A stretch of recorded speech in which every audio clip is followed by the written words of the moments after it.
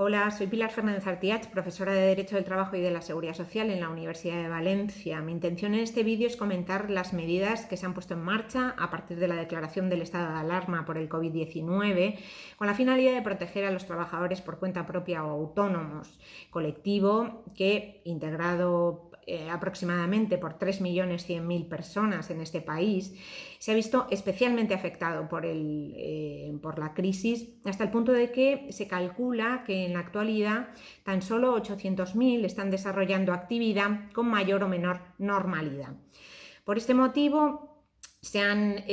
implementado toda una serie de medidas, entre las que podemos citar la moratoria en el pago de hipotecas y suministros para aquellos que hayan visto reducida su facturación en un 40%, la moratoria en el pago de las cuotas a la Seguridad Social, una moratoria por 6 meses sin intereses para aquellas cuotas cuyo periodo de devengo vaya desde mayo a julio, el aplazamiento de las obligaciones tributarias del primer trimestre del año hasta el 20 de mayo en lugar del 15 de abril o el acceso a un bono social. Sin embargo, la medida estrella es la creación de una prestación extraordinaria por cese de actividad a través del Real Decreto Ley 8/2020 de 17 de marzo, cuyo artículo 17 regula esta prestación. La prestación se extiende a todos los trabajadores autónomos, estén o no protegidos por la prestación de cese de actividad prevista en la Ley General de Seguridad Social con carácter ordinario, es decir, independientemente de que hubieran cotizado lo suficiente o no por la contingencia de cese de actividad, siempre y cuando cumplan las condiciones y requisitos previstos en este artículo 17. Dada la parquedad, digamos, en su redacción original, la norma precisó de aclaración desde la Dirección General de Ordenación de la Seguridad Social a través del criterio 5/2020 de 20 de marzo. Y posteriormente el artículo ha sido modificado de forma sucesiva para incorporar este criterio de la Dirección General y aquellos acuerdos a los que se ha ido llegando con las organizaciones de autónomos. A través de esa modificación se ha producido a través del Real Decreto Ley 11/2020, su disposición final primera, y el Real Decreto Ley 13/2020, disposición final segunda, en cuya virtud se le da una nueva redacción al artículo 17. Esa nueva redacción es la que paso seguidamente a comentar. En cuanto a los beneficiarios, es decir, quién puede tener derecho a la prestación extraordinaria por cese de actividad, la norma distingue dos supuestos. El primero se refiere a aquellos casos en que la actividad desempeñada por el trabajador autónomo haya resultado suspendida por la declaración del estado de alarma, es decir, haya resultado suspendida en virtud de lo previsto en el Real Decreto 463/2020.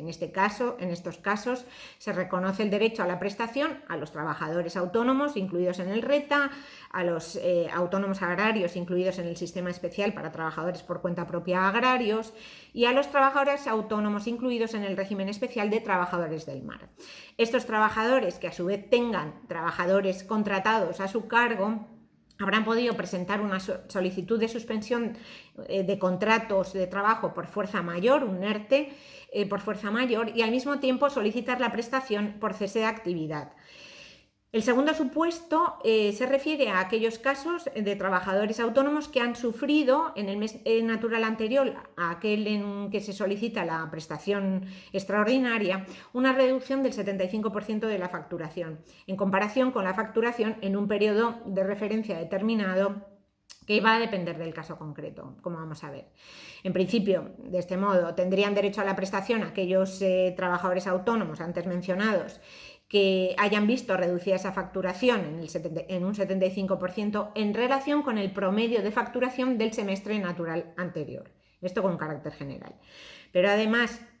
tienen también derecho a la prestación los autónomos agrarios y los autónomos del mar, digamos, del régimen especial de trabajadores del mar, cuyas actividades tienen un carácter estacional, siempre que su facturación promedio en los meses de campaña anteriores a aquel en el que se solicita la prestación se vea reducida al menos un 75% en relación con los mismos meses de campaña del año anterior. Y por último, tienen también derecho a la prestación aquellos trabajadores autónomos que desarrollan actividades contempladas en algunos códigos de la CENAE 2009, es decir, pues producción cinematográfica, vídeo, programas de televisión, artes escénicas, creación artística y literaria, etcétera, etcétera. Siempre que hayan visto reducida esa facturación su facturación en un 75% en relación con la facturación de los 12 meses anteriores. Por otra parte, se incluye también entre los beneficiarios de esta prestación, los posibles beneficiarios de esta prestación extraordinaria, a los socios trabajadores de las cooperativas de trabajo asociado, si han optado por su encuadramiento como trabajadores por cuenta propia en el régimen especial que corresponda, siempre y cuando cumplan los requisitos del artículo 17 del Real Decreto Ley 8/2020. ¿Qué requisitos son estos? O sea, ¿qué requisitos se exigen para causar derecho a la prestación? El primero es estar afiliado y en alta en el régimen que corresponda, de autónomos que corresponda, en la fecha de declaración del estado de alarma, es decir, a 14 de marzo de 2020. El segundo es que, en caso de que no hayan visto suspendida su actividad, deberán acreditar la reducción de sus ingresos, de su facturación, en un 75%. Para ello podrán hacerlo aportando la información contable que justifique la misma, y en caso de que no estén obligados a llevar los libros que acreditan el volumen de actividad, deberán acreditarlo por cualquier medio de prueba admitido en derecho. En cualquier caso, toda solicitud de prestación debe acompañarse de una declaración jurada en la que se hace constar que se cumplen todos los requisitos para causar derecho a la misma. El tercero de los requisitos es hallarse al corriente en el pago de las cuotas a la Seguridad Social. En caso de no estar al corriente, se permite regularizar los descubiertos a solicitud del órgano gestor en un plazo de 30 días naturales improrrogables. Y el último de los requisitos, que no constaba en el texto original de la norma, es que no será necesario tramitar la baja en el régimen de seguridad social correspondiente, lo que permitirá evitar ciertos gastos y ciertos trámites, pero principalmente ciertos gastos a los autónomos.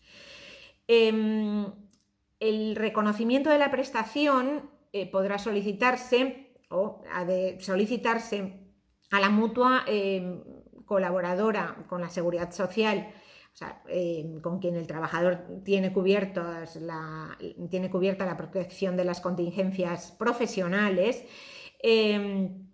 y si tuviera cubierta estas contingencias con una entidad gestora de la Seguridad Social, la solicitud se habría de tramitar, en el caso de los autónomos del mar, en el Instituto Social de la Marina, y en el resto de trabajadores autónomos en el Servicio Público de Empleo Estatal.